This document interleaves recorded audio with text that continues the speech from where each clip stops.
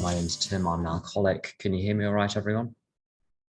Good, I can see some thumbs up. So my date of sobriety is the 24th of July, 1993. My home group is group 12 in San Antonio. I live in London. I was a sponsor in Galveston, Texas, AA sponsor. I've got an Al-Anon home group as well. This week, we're going to be looking at step one in the original sense of step one in AA, and cross-applying it to other substances and addictions, which is pretty straightforward, actually.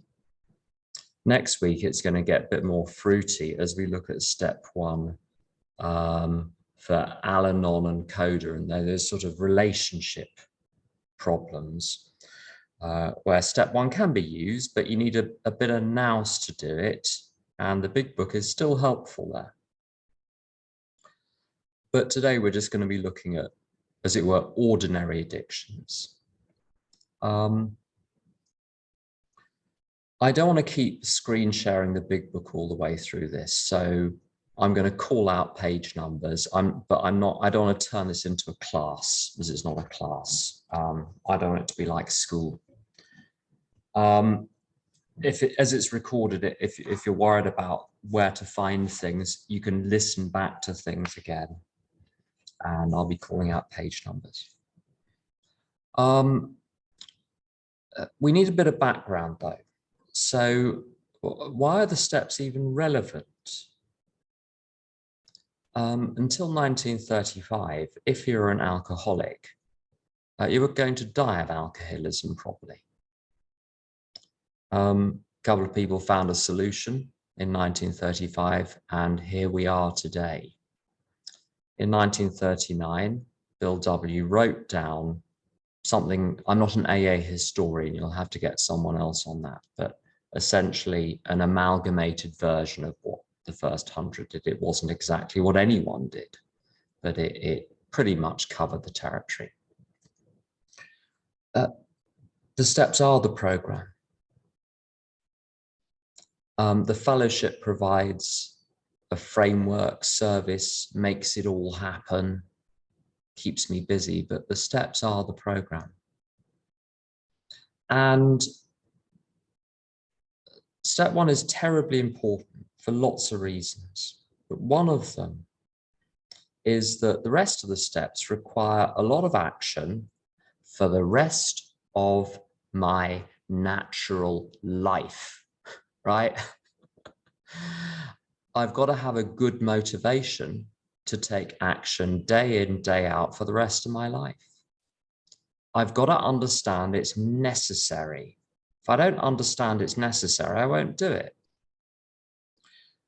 There's a meeting near where I live, which is called something like, they came for the drinking, but stayed for the thinking. I don't, I stay for the drinking. Because I understand what alcoholism is. I'll come to what I mean by that later on. It will become very apparent, I think. So what role does the big book play? Sometimes when people go to lots of meetings, you see the steps on the wall. And by the way, if anything I say is helpful, wonderful. And if it's not, ignore it. There we go. Just health warning there.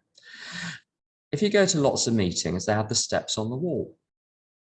And at lots of meetings, they read how it works at the beginning, or the beginning of how it works, which includes, well, you think it includes the 12 steps. It doesn't at all. It includes a summary of the 12 steps.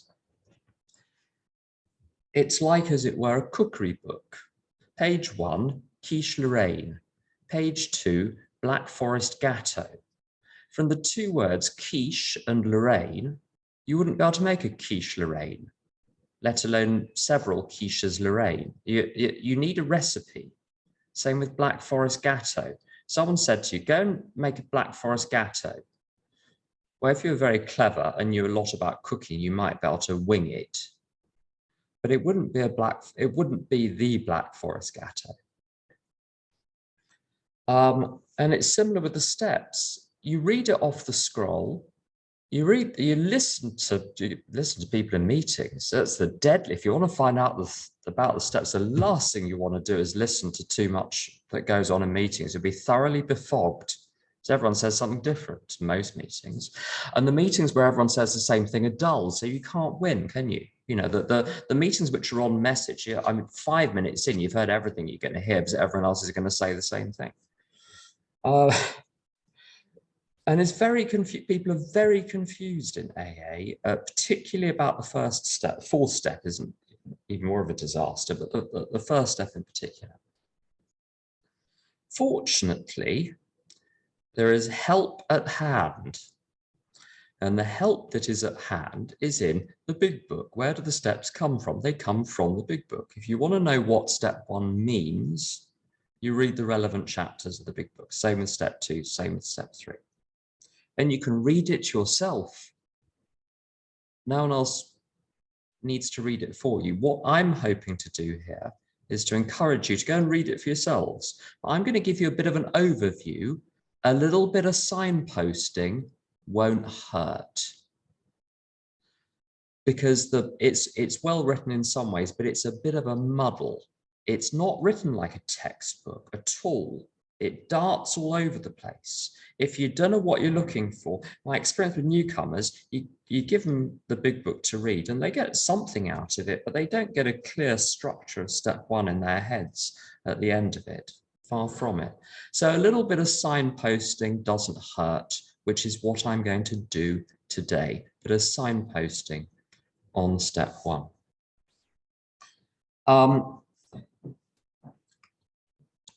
Step 1 is littered through the big book all the way up to page 44 is where step 1 is summed up, and then we segue elegantly into step 2.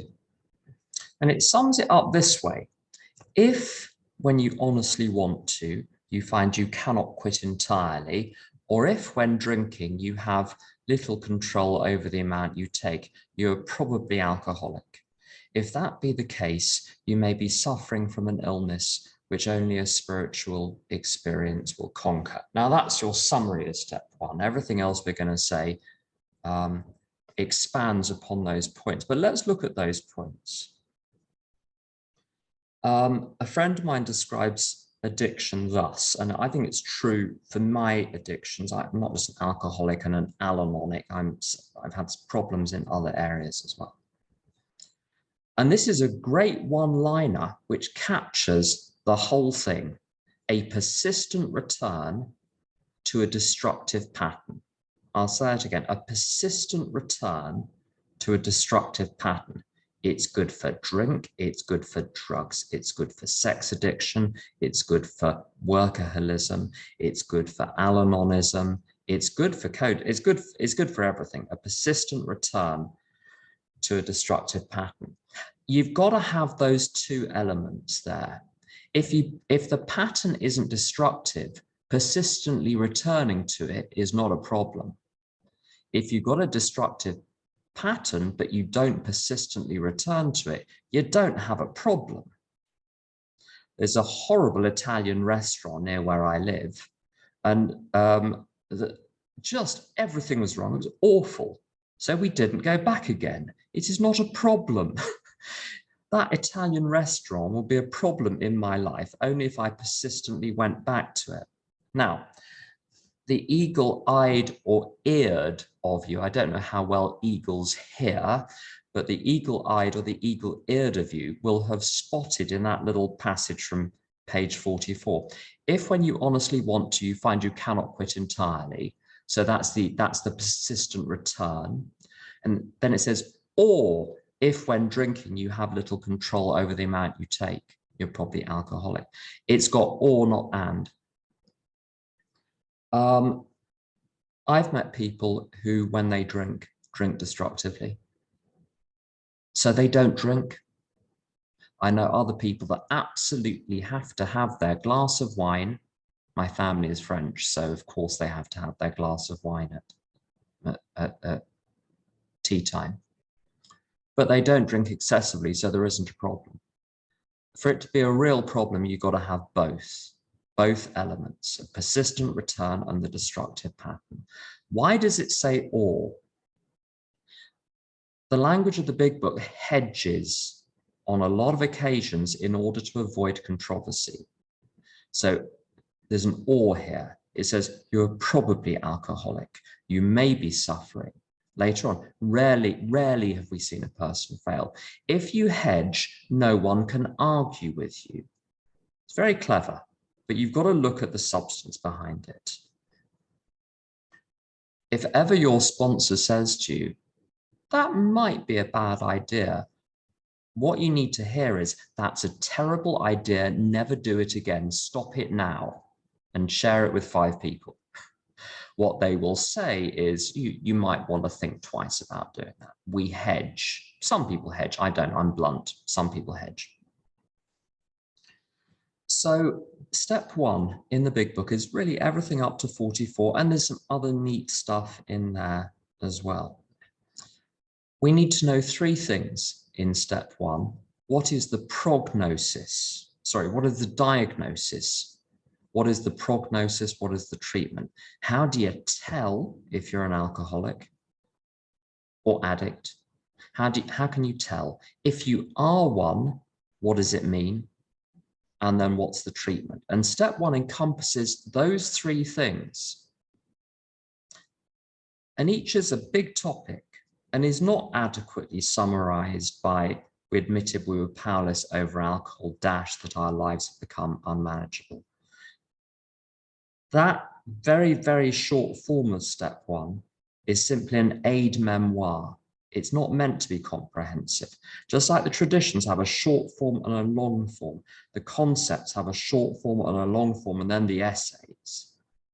The headline belies a lot of content. Now, the diagnosis, and so I'm going to be controversial. The diagnosis is that alcoholism is twofold. It's a twofold illness.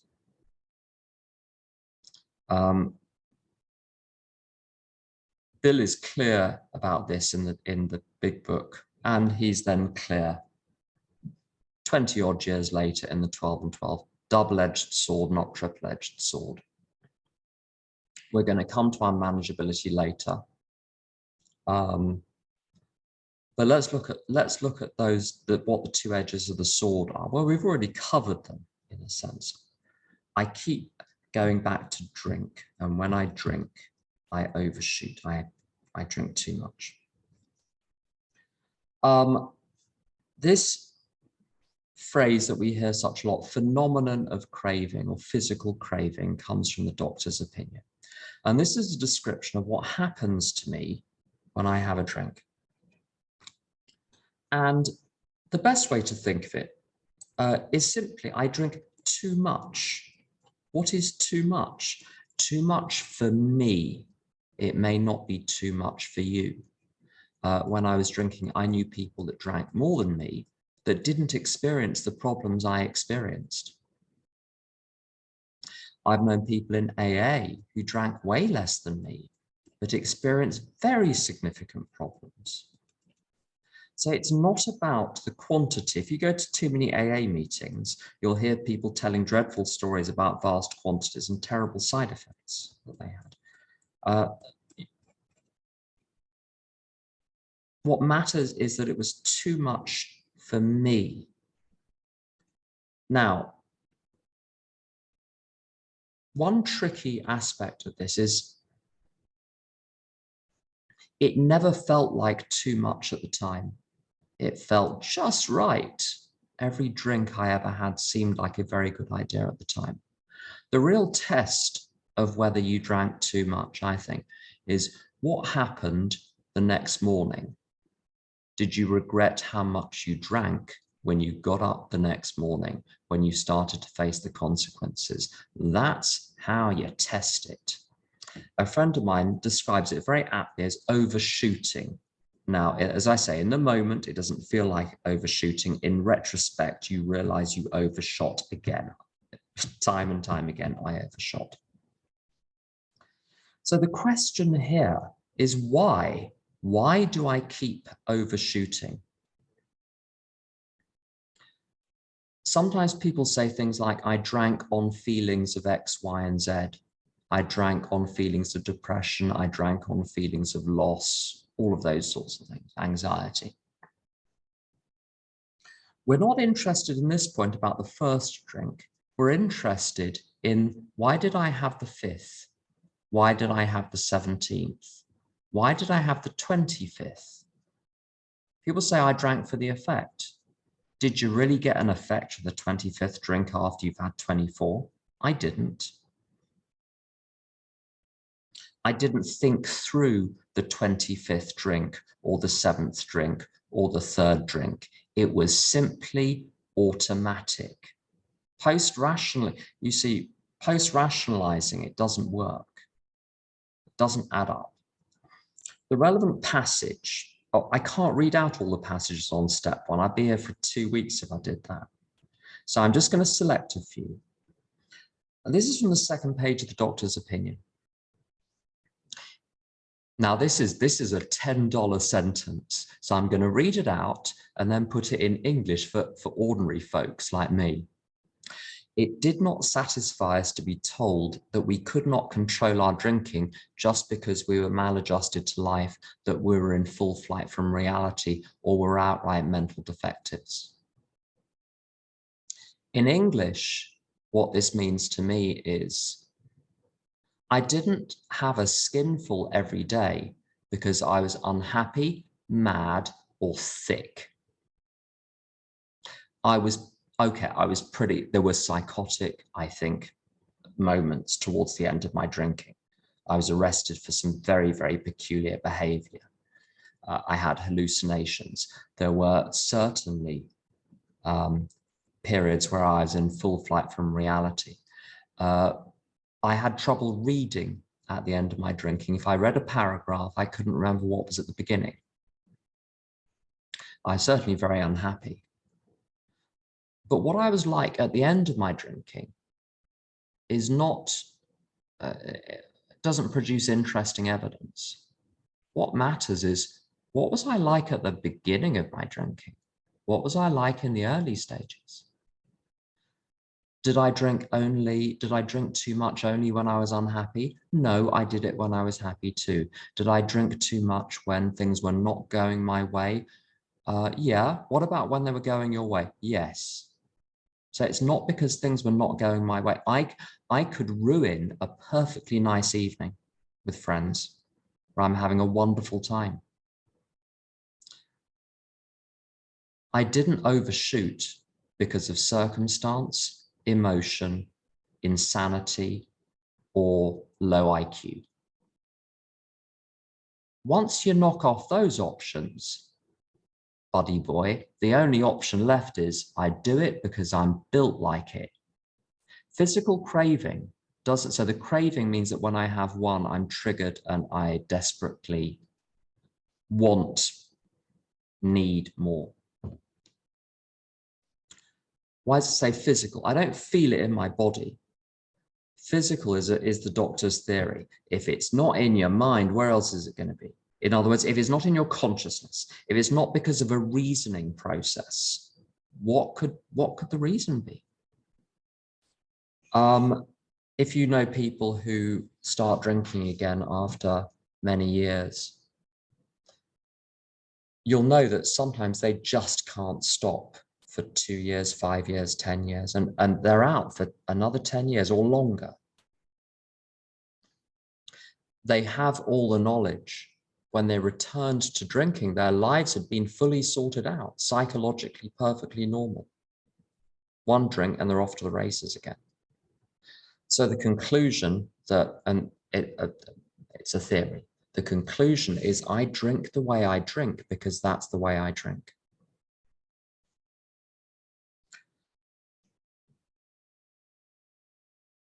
One other point about the physical craving. It says this reaction of really overshooting very badly, never occurs in the average temperate drinker. Also a line from the doctor's opinion, which means I don't have to prove with my sponsee that it happened every single time. You know the way sponsees come back, well, there was that one time in Mallorca that ... so maybe I'm not an alcoholic. Irrelevant. If you've got it, you've got it. It's like a rash.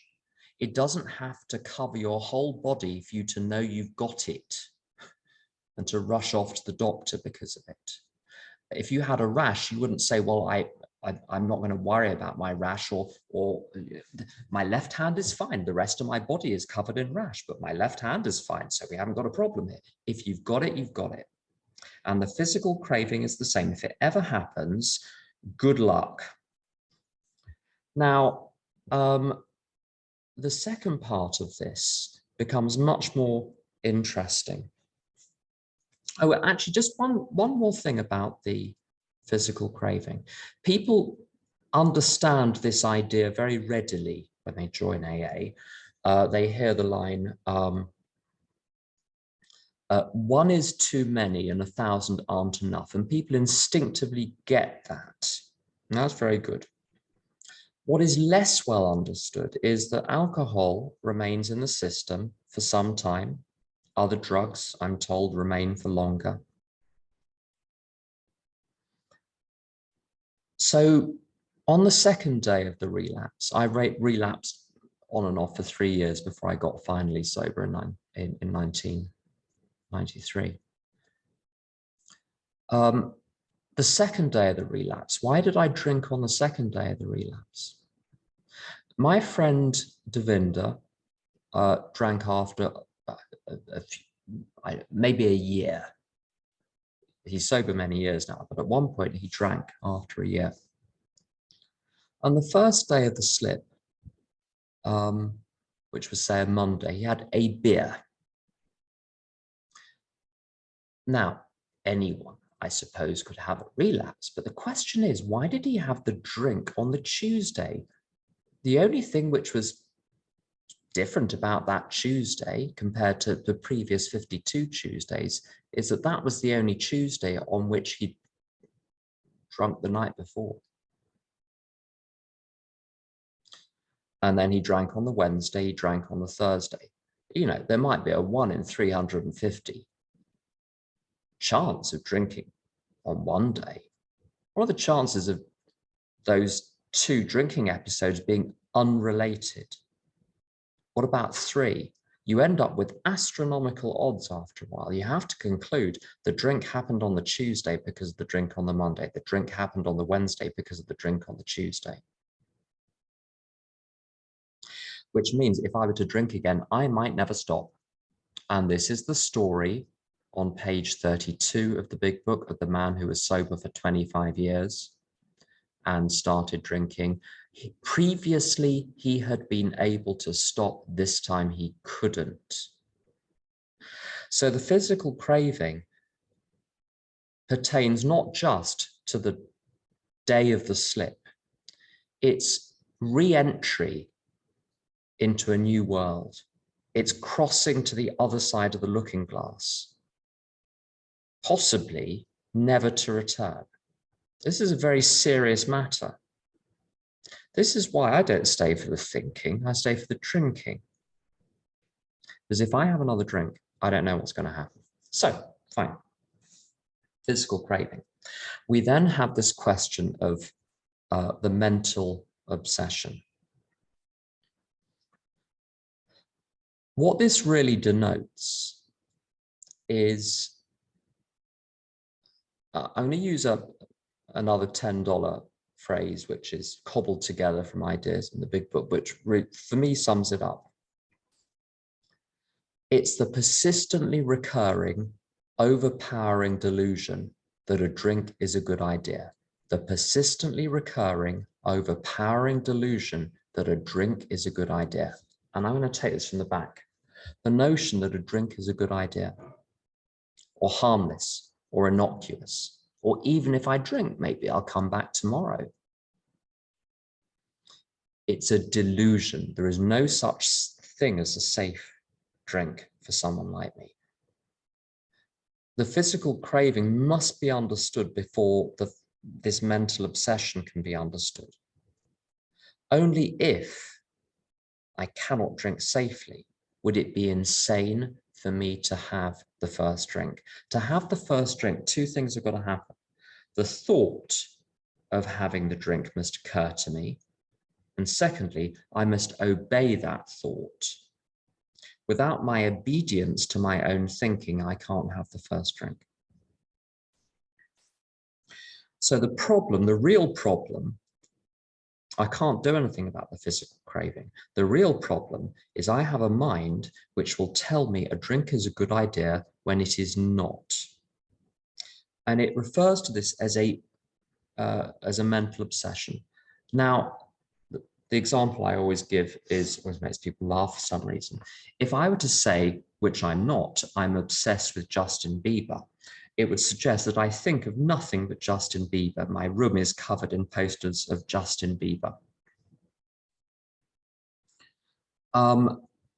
That's obsession in the ordinary sense in the language. It means constant thought of something, preoccupation with something. That is absolutely not the meaning that is intended in the big book. In fact, the two biggest examples of the mental obsession are in the stories about a chap called Jim on page 35, and a second story about a chap called Fred on page 39. Neither of them are preoccupied with drinking. In fact, quite the reverse. The people try to make an awful lot of the run-up to the drink in the description of Jim's relapse, the description of Fred's relapse.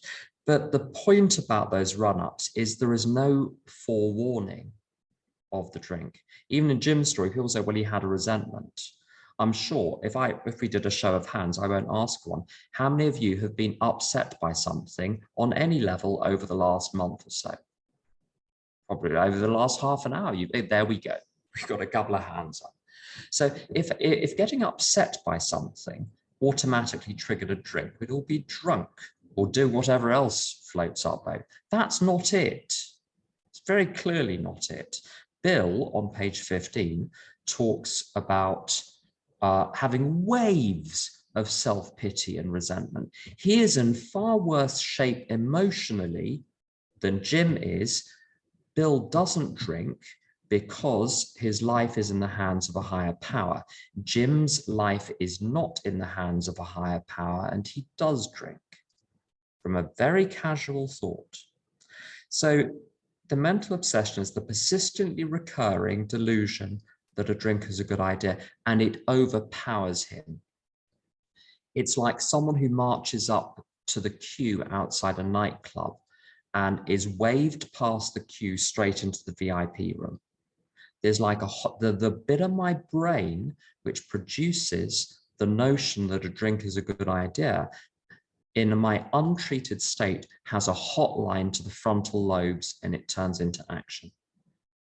And there might be forethought, there might be no forethought, there might be parallel with my sound reasoning, there ran some insanely trivial excuse for the first drink. I think that's on 37. So I might have two trains of thought at once. Jim's story, if you're not familiar with it, Jim is having a perfectly ordinary day. He's a little bit self-centered, but no more than the best of us, I imagine. And he has this notion that if he puts whiskey in his milk, he'll be all right. Now, this is a distortion. This is a distortion of reality.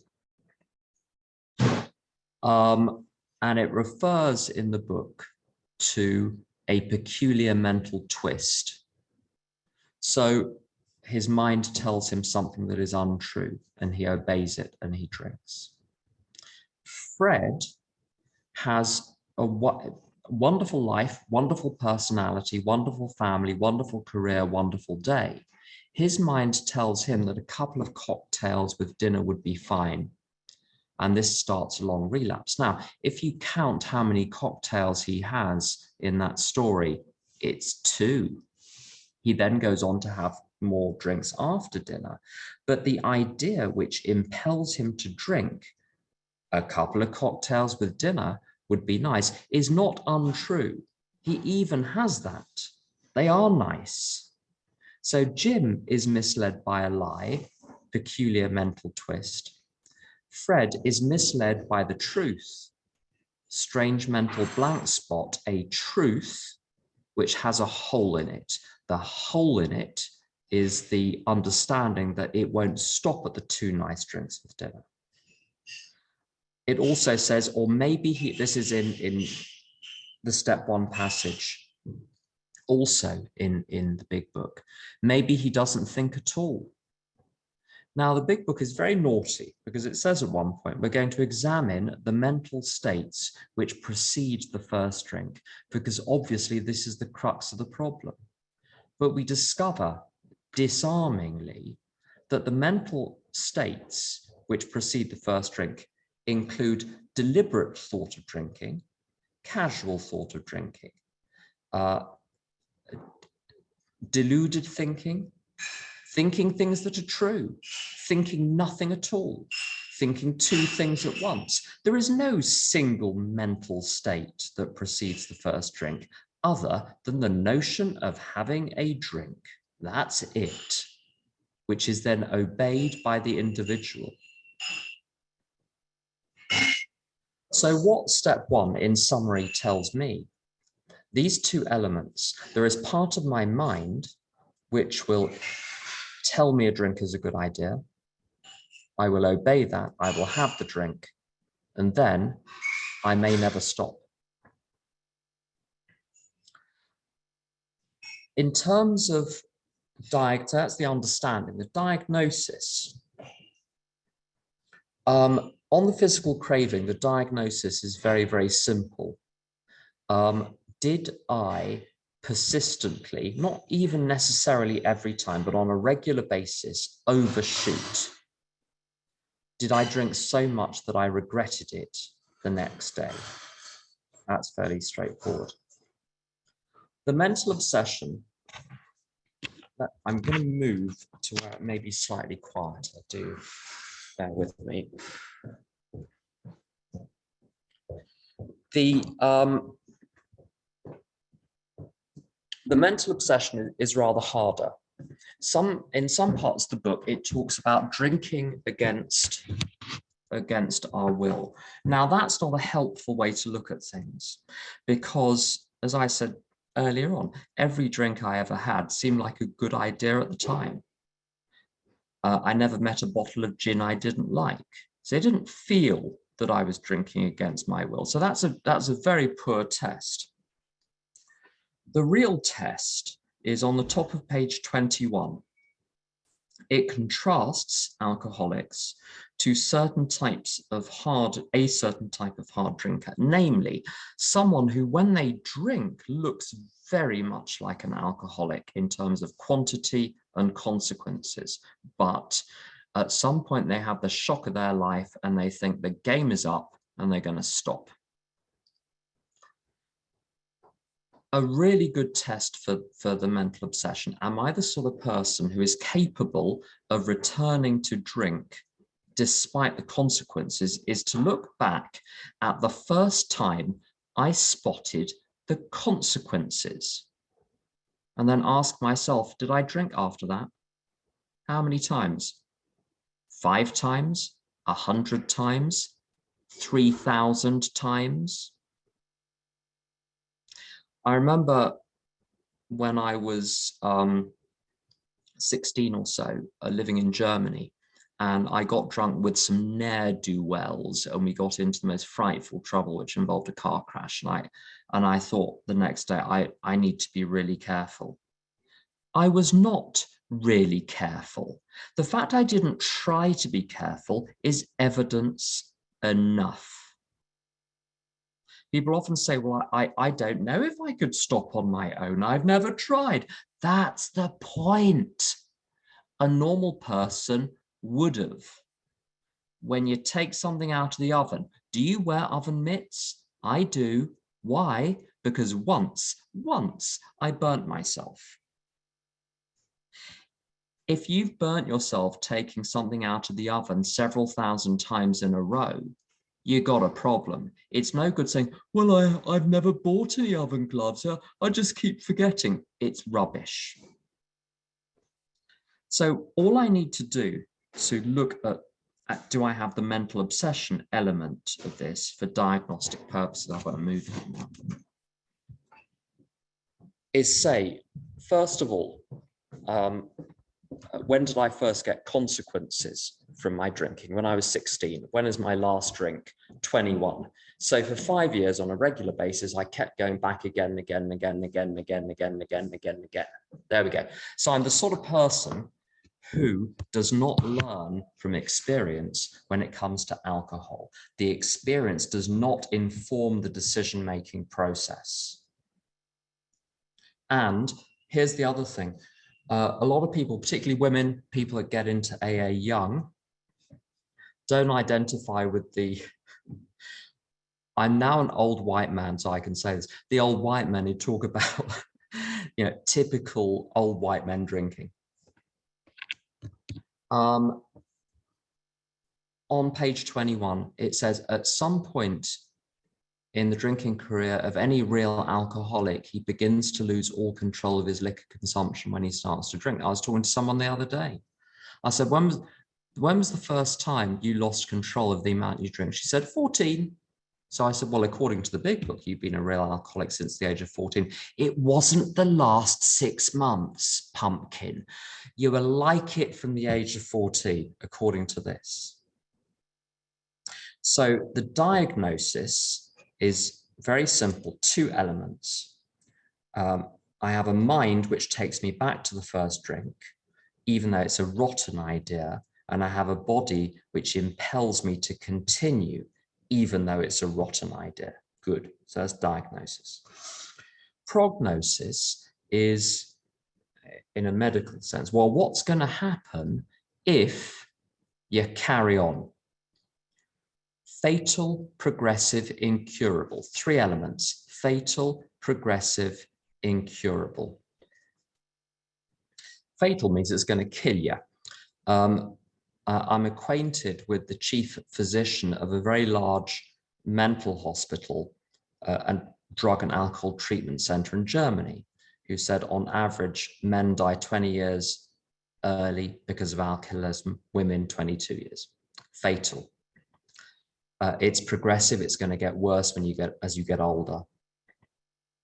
And we see this, one of the best examples is the story on page 32 of the big book. This man of 30 we've talked about before, who was sober for 25 years, but then starts to drink again. When he resumes drinking, he tries to stop as he had before, but discovers that now he can't. In the meantime, it progressed. And I won't recount more stories because we don't need it. This is something that you'll hear a lot of in meetings. When people report what happened when they went back, they often report they picked up at the point they would have been had they been drinking all along. It's like there was a parallel track along which their alcoholism was running, and they just flipped to the other track. It's progressive. And incidentally as well, some people say, well, my drinking actually improved over the years. When I was in my 20s, I drank vast quantities. In my 30s, it's become a lot less. Now, here's a really interesting thing. And this is very, very true, by the way, with sex addiction as well.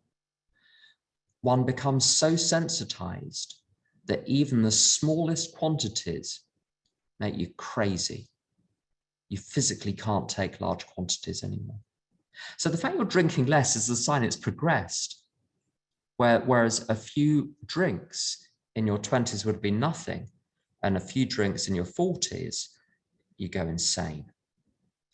Too much doesn't mean quantity. It means more than is good for you, more than you can stand. Progressive, fatal, and incurable. Now, incurability comprises 2 elements. First element of incurability is my physical reaction. I asked this doctor in Germany, I said, is that true? He said, think of it like a Formula One racetrack. It gets decommissioned, gets taken out of action. You put yellow and black tape across the entrance, but if the car goes back onto the racetrack, it'll go round and round and round again, just like it did before.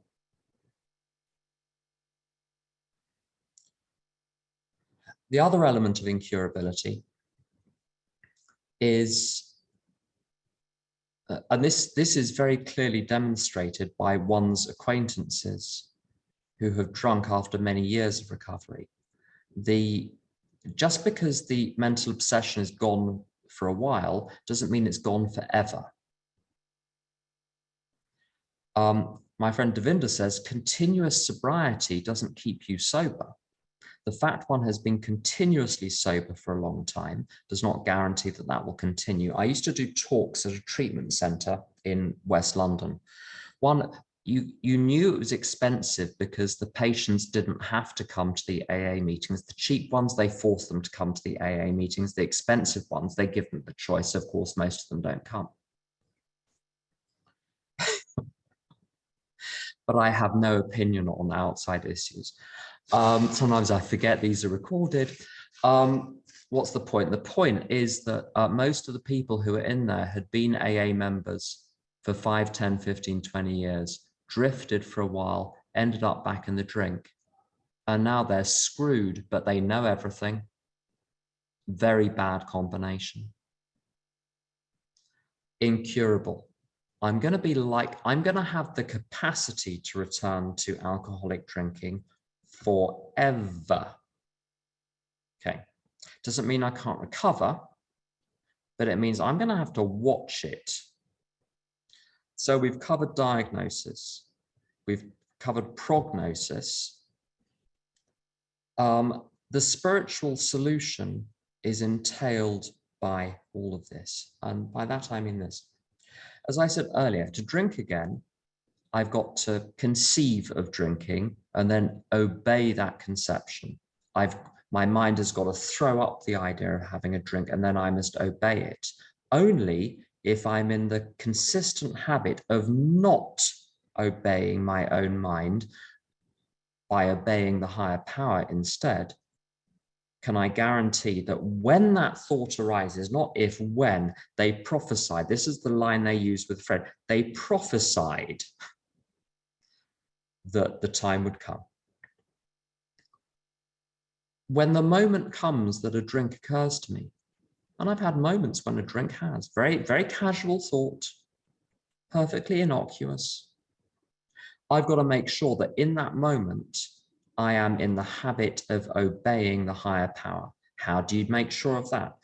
You have a life which is built around the 4 Ps, the 12-step program, the principles of that program, the people you trust in AA, or whichever other fellowship, and the higher power. Fail-safe combination. I like sponsors, well, I like all my sponsees one way or another, but I've got a lot of time for sponsees that call before they act, not after. Because this is someone that is not immediately acting on the thought that's just come into their heads. Most people act and then call you afterwards. They call you after they've been arrested. That's usually how it works. What do I say to the police? I don't know. Maybe you should have called before. Anyway, whatever.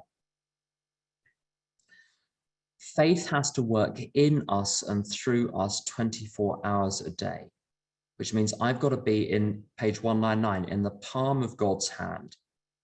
My hand has got to be held by God's the whole time. That's the treatment. Unmanageability. I mentioned this, I think, in this meeting a few weeks ago.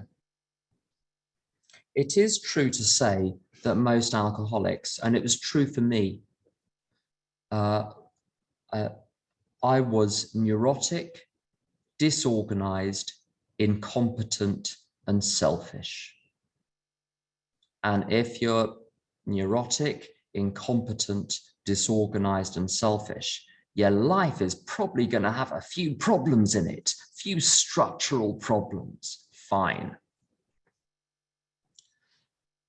Those are not distinctive features of alcoholism.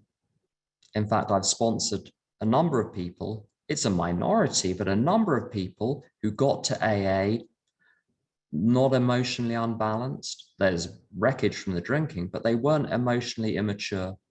They weren't neurotic. They weren't disorganized.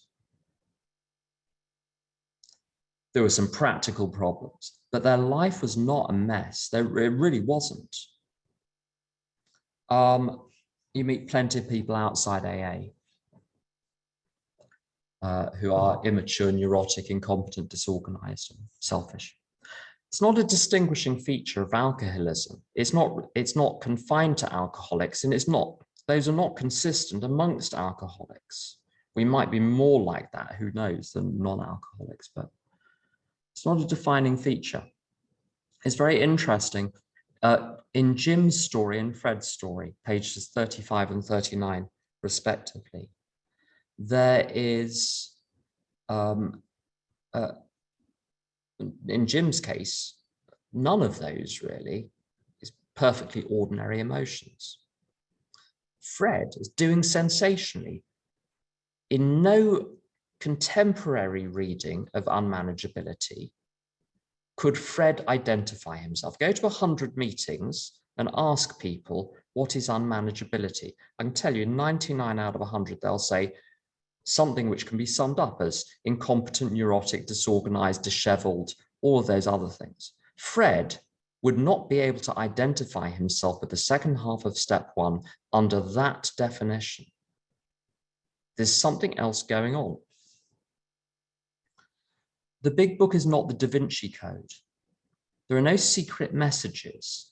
You don't have to join things up like a sort of peculiar daisy chain of Byzantine reasonings to arrive at the conclusion.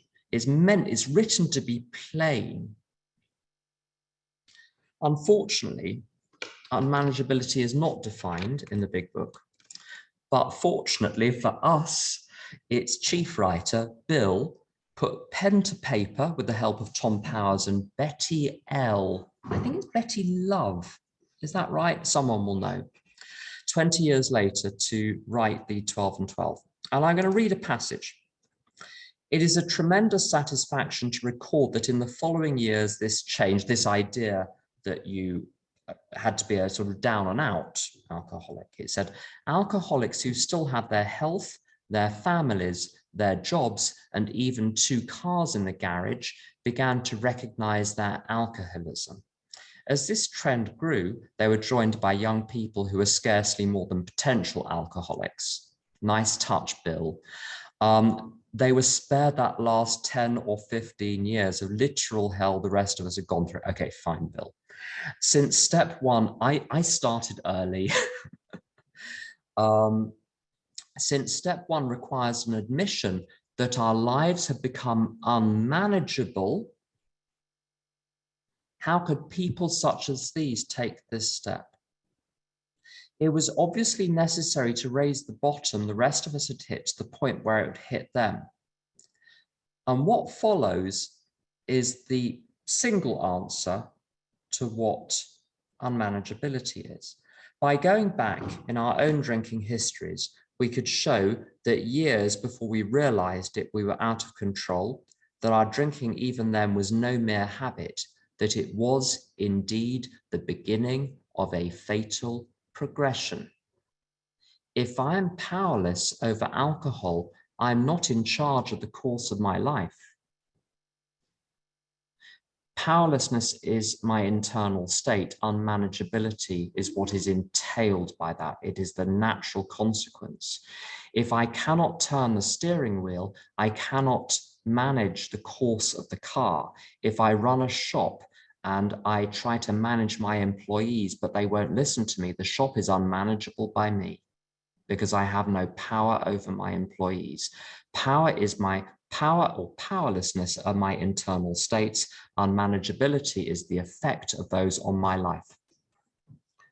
The dash in step one, for those who are sticklers about this, there are some very odd tapes where people say things like a dash in English means end of new thought, end of one thought, beginning of a new thought. And people try to separate these two parts of step one as though they're entirely different topics. That's not the use of the dash in American English in the 1930s. The dash is used to indicate, among one of the usage is to indicate a logical entailment. If you put two unrelated thoughts with a dash together, they wouldn't work. I have pneumonia, dash. I have to take insulin. Doesn't make sense. If you say, I have diabetes, dash, I have to take insulin, it makes sense. If you say, I don't produce insulin, dash, my sugar levels are unmanageable, makes complete sense. The first statement explains the second. The second is explained by the first. I'm powerless over alcohol. If that is the case, I'm not in charge of my life. Whether or not the thought of a drink occurs to me, whether or not I'm in the hands of God, determines the course of my life. It's terrifying. And you can have a life which is 100% unmanageable by virtue simply of being powerless over alcohol. This is Fred's story, regardless of whether everything else is a mess. Now, if everything else is a mess, we've got the rest of the steps for that. And all of that comes in the big book, by the way, in pages 60 to 62. That's when it becomes very, very clear, where it's going to say, right, good, you have to turn your will and your life over to God. Wouldn't that be a good idea just on general principles? Let's look at the nifty job you've been doing of living for the past few decades and conclude that maybe not just alcohol, but everything else must rightly be turned over to God. It would be in your best interests to do so. So all that stuff, it does get brought in. But the trouble is, if all of that stuff about, being crap at living, if that displaces the real meaning of unmanageability, the horror of step one is missed. The horror of step one is that you're strapped into a train which is heading at 200 miles an hour towards the buffers, and there is nothing you can do about it. That is the fuel for taking the rest of the steps, and in particular for making amends, for sponsoring people for several hours a day, for doing all of the service that people do in AA. Yes, it's fun. Yes, there's a moral obligation. Yes, we're paying back what was paid to us, but it's Dr. Bob's fourth reason, insurance against a slip, by page 199, remaining in the hands of God. Applying this to, I'm going to talk for a few minutes and then we'll go to questions about applying this to other areas. This is so simple. All you have to do is separate out whatever the problem is into two elements. The two easy, let's pick two really simple ones: sugar and compulsive sexual activity. All you have to do is take the same principles and cross-apply them. Have I had consequences? If so, do those consequences keep me from the first bite of the cake? No. Okay, that's the first part. When I start, does it trigger something? Now, with most traditional alcoholics, it's very, very clear. The physical craving is very, very clear. Sugar is an interesting one. I try and avoid sugar. I'm not a member of OA, but I noticed a very strange thing a few years ago. I was on holiday in New Hampshire and I was not doing sugar. I hadn't been doing sugar for quite some time. On the way back from a meeting, and this is the mistake, we stopped at a gas station. I bought some, I think it was called a Boston whoopie pie. It's a little chocolate cakey thing with nasty cream in between. Nasty little thing. And it was delicious. And the next day, about 3 o'clock in the afternoon, I had these horrible, I could feel it, these horrible cravings. The parallel with sex addiction as well, sexual acting out of various, I can be completely free of it.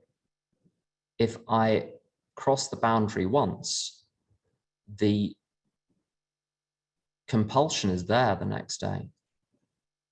Something changes inside me chemically when I act out in one of those ways. Now, it's a separate question. Is this, is it bad enough to necessitate going to another fellowship, or do I use the 12 steps of my existing fellowship treated as a character defect? So it's an academic question in some ways, but also it's a practical question. Try one. If it doesn't work, try the other. If you try solving the problem in your current fellowship, it doesn't work, and you keep acting out, welcome to SA.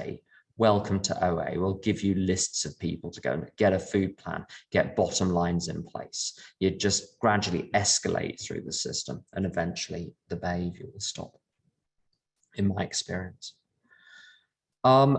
It's pretty straightforward cross-applying this. You take the content of the big book. Don't take it literal. Don't look at the literal examples. You're looking at what the substance of it is. And if you look at this very simply in terms of the mental obsession, which takes me to the first action, the first acting out action, the first drug, the physical craving, which keeps me trapped within it. You look at progressive, fatal, incurable.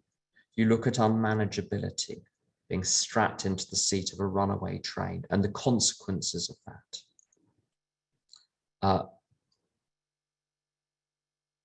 If you look at the danger of your own mind, that's what I do. I look at the danger of relying on my own mind when it comes to those other very, very tricky areas. I suspect that it's the same, I can't prove this, I suspect it's the same bit of my brain which is implicated in those other areas as is implicated in my alcoholism, which is why, although I don't really have a fulminating problem with cakes, with sugar, with white bread, I'm really careful, because I can feel that something more powerful than reason is in charge of the decision-making process. And that scares, if you'll pardon my French, the bejesus out of me. Because why aren't I drinking? If I'm capable of taking actions which a casual observer